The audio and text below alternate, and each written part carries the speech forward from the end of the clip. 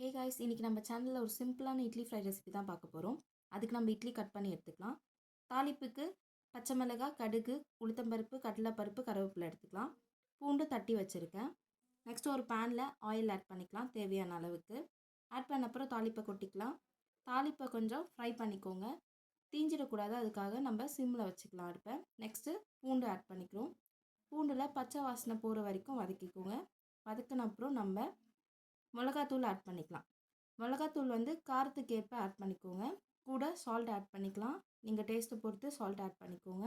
Add பண்ணிவிட்டு மிளகாத்தூள் பச்சை வாசனை போகிற வரைக்கும் ஃப்ரை பண்ணிக்கோங்க.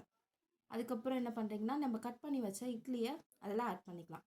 ஆட் பண்ணி கொஞ்சம் நல்லா மிக்ஸ் பண்ணிங்க. இட்லியில் எல்லா சைடும் மிளகாத்தூள் படுற மாதிரி மிக்ஸ் பண்ணிட்டீங்கன்னா இட்லி ஃப்ரை ரெடி ஆகிடும். நம்ம கடைசியாக கொரியாண்டர் ஆட் பண்ணிக்கலாம் ஸ்மெல்லுக்காக. அவ்வளோதான், நம்மளுடைய இட்லி ஃப்ரை ரெடி.